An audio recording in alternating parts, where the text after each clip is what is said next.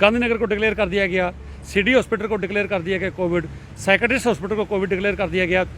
इसके अलावा लोगों के पास ऑप्शन होता है प्राइवेट नर्सिंग होम्स में जाने का, लेकिन उन्होंने भी उस वक्त अपने दरवाजे बंद कर दिए। डायलिसिस यूनिट था जो गवर्नमेंट ऑफ इंडिया की स्कीम थी, फ्री ऑफ कास्ट डायलिसिस किए जाते थे, उसमें भी 4-5-6 लोग डेली डायलिसिस किया जाता था।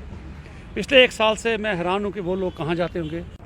कोविड का महाकाल आते ही कई लोगों के लिए समस्या बन गया। समस्या उन लोगों के लिए बना जिनको कोविड तो नहीं था पर अन्य बीमारियां थी। अब वो किस हॉस्पिटल में जाएं, कहां पर अपना इलाज कराएं, इस तरह की समस्या उनके सामने आई। कई हॉस्पिटल्स को उस समय जो है वो कोविड का डिक्लेयर कर दिया गया कि भाई ये जो हॉस्पिटल्स हैं ये कोविड के लोगों का ही ट्रीटमेंट करेंगे, बाकी किसी भी चीज़ का ट्रीटमेंट नहीं करेंगे, चाहे अब उस हॉस्पिटल में फ्री डायलिसिस हो या कुछ भी। पर आज भी यानी जब ये बोला जा रहा है कि कोविड की वेव अगर बात की जाए जम्मू कश्मीर में थोड़ी कम है, केसेस कम आ रहे हैं और अब आहिस्ता आहिस्ता हम दोबारा उस प्रक्रिया में आ गए हैं जहां पर हम बिल्कुल यूज्ड टू हो जाएंगे अपनी लाइफ में। पर क्या आज भी उन जो कोविड के हॉस्पिटल्स को डिक्लेयर किया गया था अब उनका नाम चेंज करने की ज़रूरत नहीं है? क्योंकि आज भी लोग परेशान हैं और वहां पर जाने से डरते हैं। क्या ऐसा है भी या नहीं, आज इस पर बातचीत कर लेते हैं।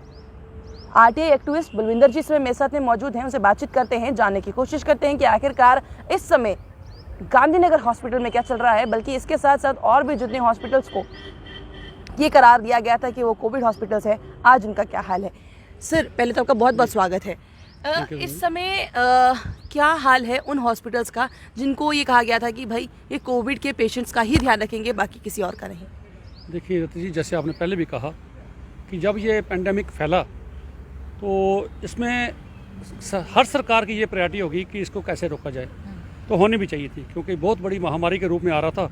और अगर सरकार टाइमली इसको एक्शन ना लेती, टाइमली इस चीज़ को कंट्रोल करने की कोशिश ना करती तो जम्मू कश्मीर में मैं समझता हूँ जहाँ 2000 के करीब लोगों की डेथ हुई, ये कहीं आंकड़ा कहीं बढ़ भी सकता था। लेकिन उसके साथ में ये और बात भी कहूँ कि उन लोगों की बदकिस्मती रही जो इस कोरोना काल के दौर में और किसी वजह से बीमार थे, कोई मल्टीपल उनको प्रॉब्लम थी, उनको कोमॉर्बिड थे लेकिन नॉन कोविड थे, उनके रास्ते सब तरफ बंद कर दिए गए थे। कोई भी हॉस्पिटल, तकरीबन जो मेडिकल कॉलेज जम्मू था इसको भी कोविड डिक्लेयर किया गया था। बेशक दूसरी सर्विसेज खुली थी लेकिन जब कोविड का नाम जुड़ गया तो कोई लोग आके यहाँ राजी नहीं था, डर रहे थे। लोगों में इतना बड़ा फियर साइकोसिस था कोरोना के नाम का, लोग कोरोना का नाम सुन के ही हॉस्पिटल में नहीं जाते थे। गांधीनगर को डिक्लेयर कर दिया गया, सिटी हॉस्पिटल को डिक्लेयर कर दिया गया कोविड, साइकेट्रिस्ट हॉस्पिटल को कोविड डिक्लेयर कर दिया गया। इसके अलावा लोगों के पास ऑप्शन होता है प्राइवेट नर्सिंग होम्स में जाने का, लेकिन उन्होंने भी उस वक्त अपने दरवाजे बंद कर दिए।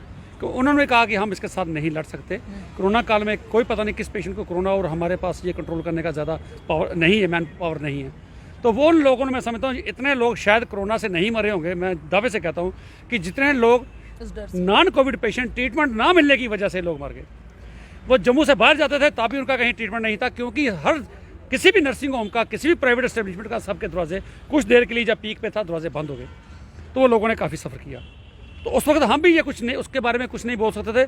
मैंने भी उसको जितना काम किया वो कोरोना पेशेंट्स के ऊपर ही किया कि उनको कैसे कैसे फैसिलिटी मिलनी चाहिए, उनको जो हमारे क्वारंटाइन सेंटर्स हैं वहाँ खाने को क्या मिलता है क्या नहीं मिलता उसके ऊपर आवाज़ उठाई। जो जिसकी वजह से, कोरोना की वजह से जिनकी डेथ होती थी उनको क्रीमेट नहीं करने दिया जाता था, उसके ऊपर हमने आवाज़ उठाई। कोर्ट में जाके पिटीशन दायर की, तो वेंटिलेटर्स की बात की, ऑक्सीजन के ऊपर बात की। उस वक्त हम भी नॉन कोविड पेशेंट्स के कहीं ना कहीं इग्नोर करते रहे।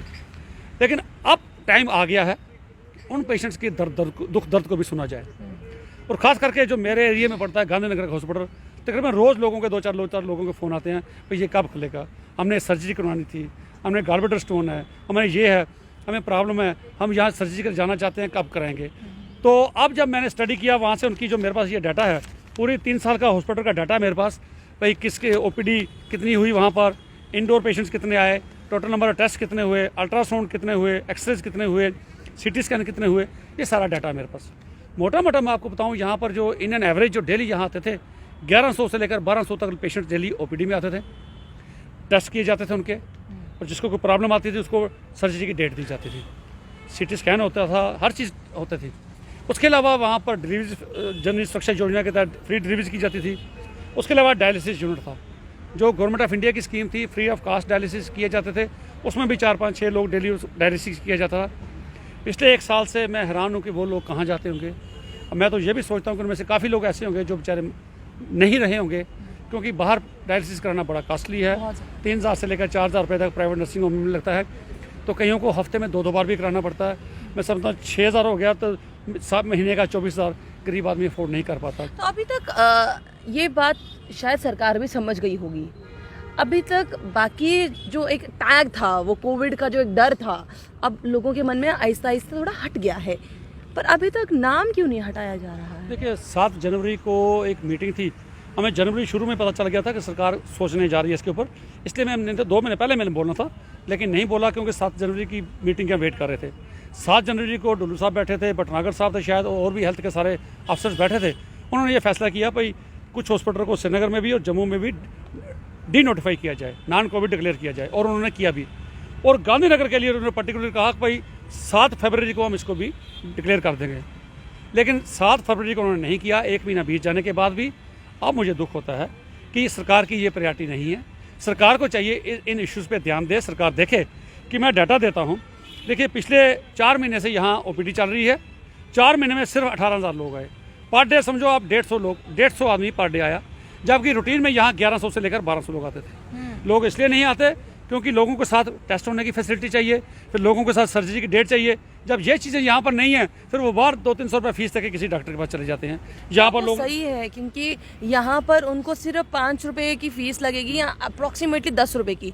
10 रुपये में एक अच्छा डॉक्टर जो है वो उनको देख सकता है।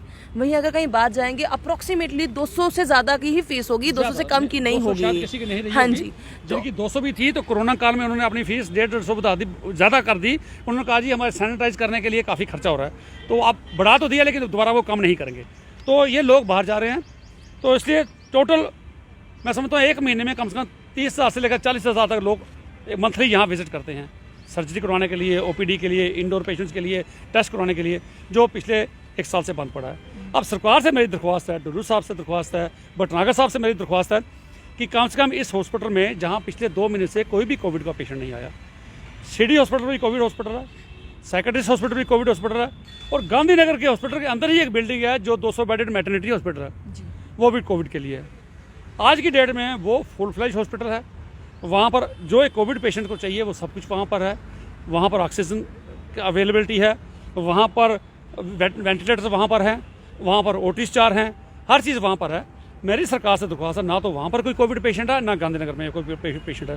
सो गांधीनगर हॉस्पिटल को कम से कम डी नोटिफाइड कीजिए, इसे नॉन कोविड डिक्लेयर कीजिए। जो पेशेंट आते हैं, अगर कहीं आ भी कोई जाता है उसको आप मैटरनिटी हॉस्पिटल में रख सकते हैं। तो इस हॉस्पिटल को छोड़िए, लोग नॉन कोविड पेशेंट्स पिछले साल से सफ़र कर रहे हैं, अब टाइम आ गया है कि इसको डी नोटिफाइड करने का। अभी कितनी डिलीवरीज जो हैं वो गांधीनगर हॉस्पिटल में हो रही हैं, बल्कि साथ साथ में सवाल ये भी होगा कि कितने लोगों का डायलिसिस जो है वो वहाँ पर हो रहे हैं? देखिए डायलिसिस पिछले 1 साल से बंद है, डिलीवरीज भी बिल्कुल नॉन कोविड पेशेंट्स की 1 साल से बंद हैं।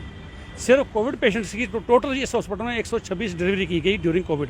नॉन कोविड पेशेंट्स की जो डिलीवरी की गई 126 की गई। डायलिसिस भी अगर किसी का किया गया तो कोविड का किया गया। नॉन कोविड पेशेंट्स को कोई भी ट्रीटमेंट यहाँ पर नहीं दिया जा रहा। सिर्फ और सिर्फ 4 महीने से ओपीडी शुरू हुई है, लेकिन वो भी बताता हूँ ओपीडी का तभी फायदा। ये कहा जाता है कि एसएमजीएस में अब इसकी वजह से बर्डन नहीं पड़ेगा, क्योंकि एसएमजीएस में ऑलरेडी बेड्स नहीं है, वो लगातार एसएमजीएस बोलता आ रहा है। वो भी ओवर क्राउडेड है, ओवर बर्डन है, ओवर क्राउडेड है, क्योंकि सारे ही जम्मू से जो जितने भी आते हैं केसेस वहीं पर जा रहे हैं। आगे गांधीनगर भी काफ़ी हद तक कैटर करता था लोगों को, अब मैं समझता हूँ जब से ये सर्विसेज बंद है, और अब तो मैं समझता हूँ ये हमारा फ़र्ज़ बनता है कि ये आवाज़ उठाएं, क्योंकि अब कोरोना का दौर खत्म हो गया है। 2 महीने से जिस हॉस्पिटल में कोई भी कोरोना का पेशेंट नहीं आया, अगर आ भी जाएगा, खुदा ना खासा अगर कोई 1-2-4 पेशेंट आ भी जाते हैं, तो मैटरनिटी हॉस्पिटल में आप उसका ट्रीटमेंट कर सकते हैं।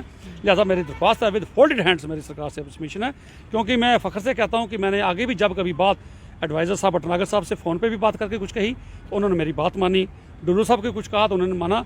आज भी मैं कोशिश करूंगा शाम से उनके इस इश्यू पे ज़रूर बात करूंगा। तो पहले पब्लिक डोमेन में भी ये चीज़ लाना चाहता था अपन मीडिया के माध्यम से, ताकि पब्लिक भी इस चीज़ को समझे कि कोई ना कोई उनकी बात रखने वाला है, क्योंकि रोज़ कोई ना कोई लोग हमें फ़ोन करते हैं कि इस इशू को उठाइएगा। अब ज़रूरत है कि इसको डी नोटिफाई करने। बहुत बहुत शुक्रिया सर हमारे साथ बात करने के लिए और ऐसा मुद्दा उठाने के लिए जो मुद्दा इस समय उठाना सबसे ज़्यादा ज़रूरी है, क्योंकि कई बार हमें भी इस तरह की बातें आई हैं कि मैम हमारा डायलिसिस होना था, और जो मुद्दा हमने जम्मू परिवर्तन पर उठाया भी था कि आखिरकार वो पेशेंट्स कहाँ जाएंगे जिनका डायलिसिस होता है, क्योंकि बाहर जितना महंगा डायलिसिस होता है उतना महंगा अफोर्ड लोग नहीं कर सकते हैं। वहीं साथ साथ में अगर ये बात लगातार वो लोग कहते आए हैं कि एसएमजीएस ओवर बर्डन है, वहाँ पर बहुत ज़्यादा लोग महिलाएं, क्योंकि सबसे ज़्यादा और कोई ऑप्शन रहता नहीं है, तो इसलिए अब वो SMGS की ओर रवाना हो रही हैं।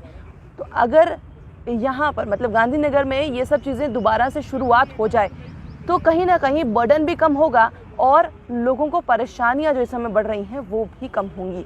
अब थोड़ा ध्यान देने वाली बात है, क्योंकि पहले भी अगर शुरुआती तौर पे बात की जाए, कोविड को भी इतना ज़्यादा मद्देनज़र नहीं रखा गया, बहुत ज़्यादा लेट सर्विसेज शुरू की गई।